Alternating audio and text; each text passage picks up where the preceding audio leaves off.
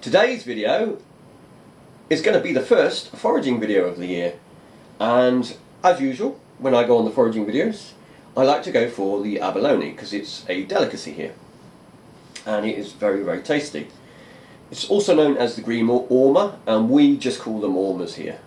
You find them under rocks. You have to go down on big tides, and the first legal tide, because there's only certain tides you can go, the first legal tide was on New Year's Day. Now they have to be at least 8 centimetres, and they don't grow to much bigger than about 14 centimetres. Or I say that the biggest one I've ever had is 13.5, I think, centimetres. Most of them will die around sort of up to 12 centimetres. They get a sponge and it basically eats through the shell and kills them, and that's part of why they don't grow that big, because the shells wear out, you might say. Anyway, the first legal tide was going to be on New Year's Day. We were going to go down in the day, changed that to the night time because I thought there'd probably be quite a few people, being New Year's Day, that would go down looking for the abalone. So I thought, well, we'll go in the morning, and as long as it was past midnight and the tide was okay. The tide was about 1:45, so we got down there for the last hour of tide just to see if we could get some for the table.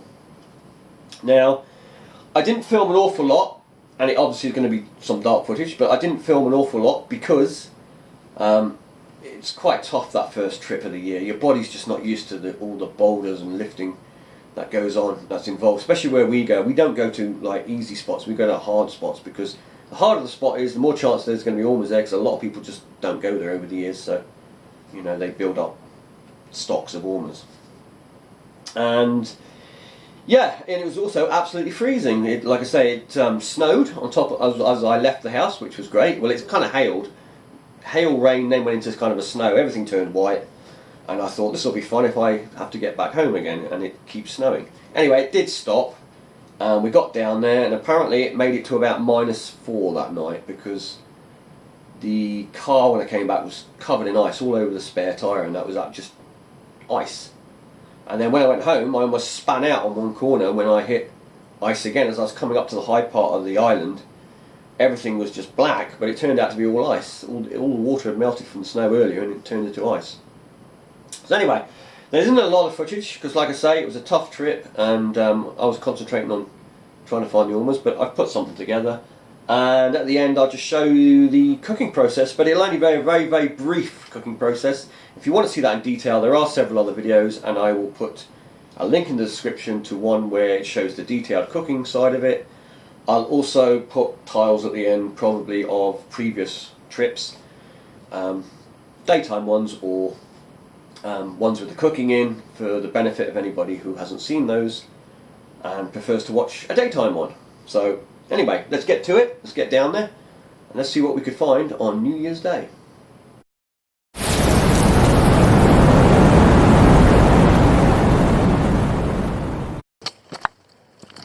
Oh, I got one. Good sign. Maybe. So, you want to check all those stones over there around the edge. Take a picture of that one? Yeah, give me a sec. There we go, there's the first one. It's undersized, but there's also a little pie crust crab in the water. But that's what we're trying. Hopefully we'll find some bigger ones. Right, take a look under all these. You've got a good chance under those, because rocks sat near that one could be what you're after. I should get my hook out anyway. So, just found a small one, but it's going to be too small, so I'm going to put it back. And there was another one with it, but that was too small.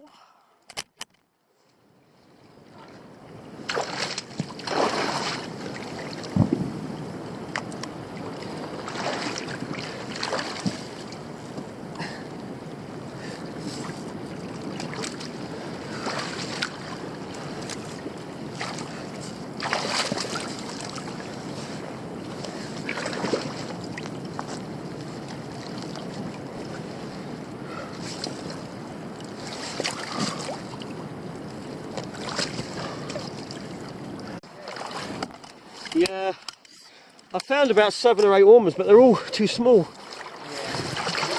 One is just over, I think. That's about it at the moment.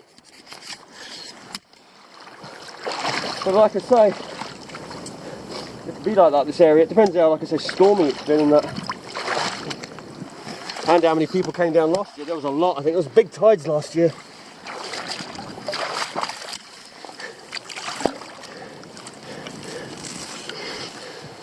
Oh, look at that. Like I say, that's the size you normally find. Yeah. Especially in these sort of areas. Lovely, eh? Yeah. Okay, I'm popping back where he was nearly. Yeah. There we go. Little tiny one. Nice to see.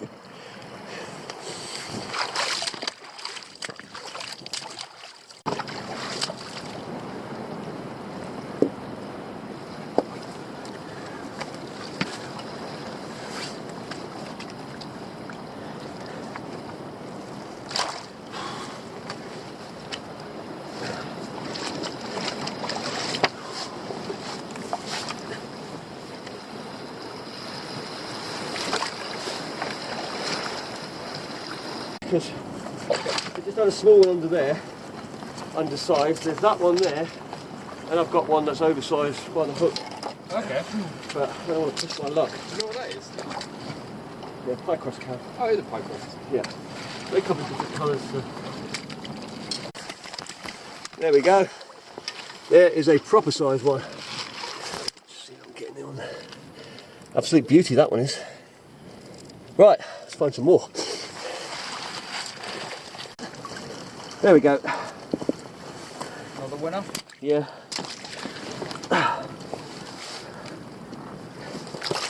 I'll put my hook down again. Crying out loud. Oh no, it's down there.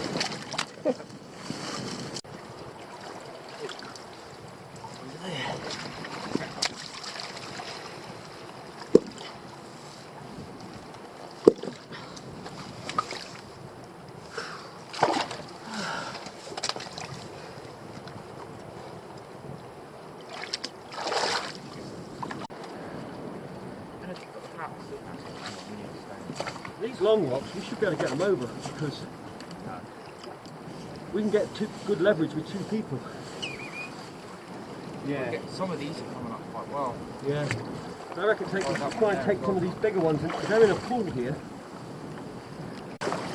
So we've just lifted this rock and found a nice, decent sized ormer there. And down there is a big Abalone wrasse. I don't know if you can see that down there. It's down the wall. I'm going to put the camera in because, or did I just put it in? No, it's not. Otherwise it'll mess the screen up for after. Right there. Whee. That's a good size one, that. Right. I do so. Yeah. Right, so we're just going to gauge them now to check they're all size. That is definitely size. Have you got the... Where's the bag? I'll use this for the moment. We can use the plastic one if I need it.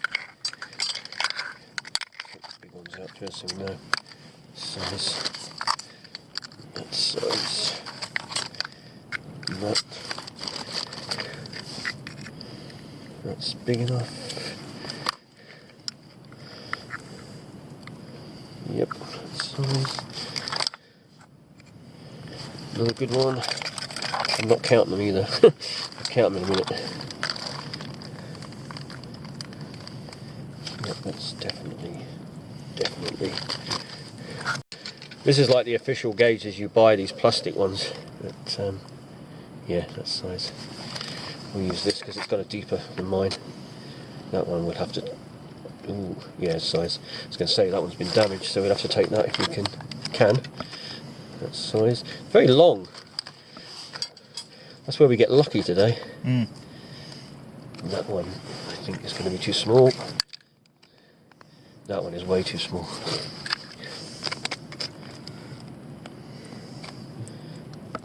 I don't like taking them when they're that close. That one's size. That'll be under, I think.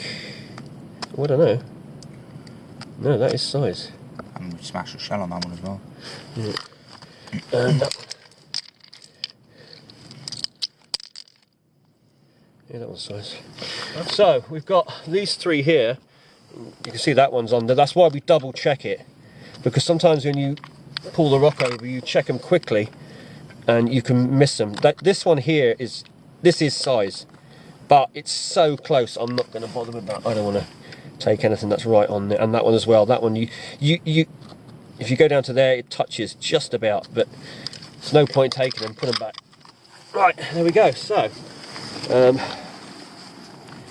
put me here, they'll find their way later. Have a quick check to see. In fact, we'll do it when we get to the walls. Right, we've come up to the top of the wall now, and we're just gonna see how many we got. These are all the legal ones. So we got 3, 4, 5, 6, 7, 8, 9, 10, 11, 12, 13, 14, 15, 16, 17, 18, 19, 20, 21, 22, 23, 24. There we go, 24 Ormers. Not bad for such a tiny tide. And considering 2 of us have got knackered backs, we did alright. To be honest, I felt sick after we did this. It's always the first trip, it's murder. Right, so there we go. Got some of the Ormers from last night. Now I'm going to be taking them out the shells and giving them a hammer, sticking them in the frying pan for just a very quick fry, and then putting them into a casserole with some gravy, bacon, cooking them up, and then they'll be lovely and soft. Be having them tomorrow, because at the moment they'll be as tough as old boots, so they need quite a bit of preparation, but they are well worth it. And what you do is you put them in some water like this, and you get some of this, which is bicarbonate soda, and you just sprinkle a bit of bicarbonate. You can put as much or as little as you like. I would put a little bit more than less. Generous dollop like that. Now that'll go in the fridge, and we'll leave that overnight, and that bicarbonate soda will help to get rid of the algae, the green around the foot, and then we just give it a scrub tomorrow and it will come off and they'll be clean. They won't have all that algae on them.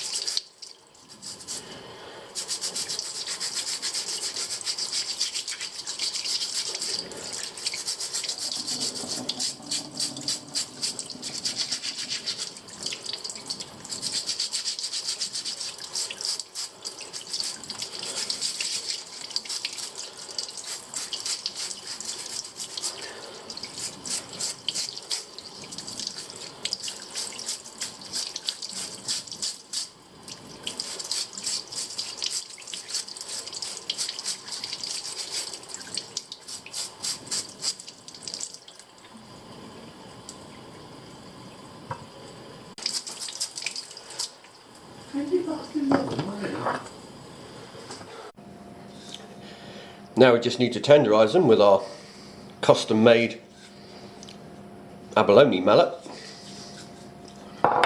or Ormer mallet.